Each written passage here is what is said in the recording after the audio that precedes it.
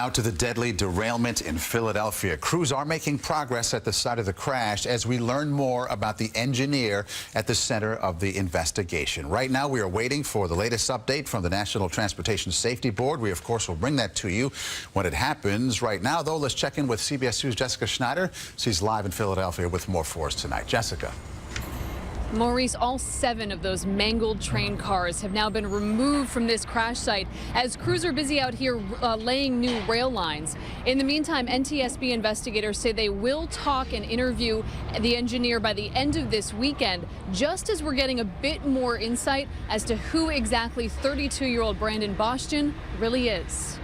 Friends say Bostian was living his dream. He grew up in Memphis, Tennessee, where his favorite pastime was watching trains roll by. He started work as a train engineer for Amtrak in 2010 and acknowledged the rigors of the job. He did tell me that it was a challenging route. He told me that it's hard to stay on schedule all the time because he wants to make sure that he takes the time to perform all of the safety requirements each and every trip. Bostian was the only one in the locomotive steering the train as it approached the severe curve at Frankford Junction, a few miles northeast of downtown Philadelphia. NTSB officials say the train accelerated rapidly in the final minute before it derailed. James Weir talked to Bostian while he was in the hospital, treated for head and leg injuries. He's very distraught. He's very upset, and he's very sorry.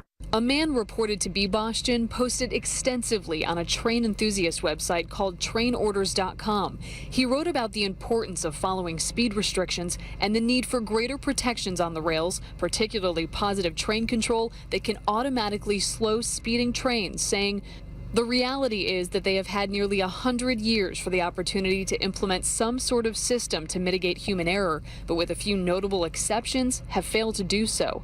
The last of the rail cars were removed Friday, taken to Amtrak's Delaware facility. Crews are now working overtime to lay down new rails and fix this stretch of track.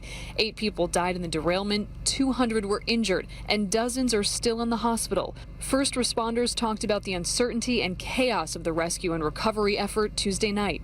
When I picked up the phone was controlled chaos. We had an event where it was going to take a lot of time, a lot of effort, and multiple agency cooperation. And we've been out here watching these crews as they literally work around the clock to repair these rails. Amtrak says service will likely be suspended on Monday, but they're hoping to resume that service between Philadelphia and New York by Tuesday or sometime early next week. Live in Northeast Philadelphia, Jessica Schneider, CBS 2 News. All right, Jessica, thank you.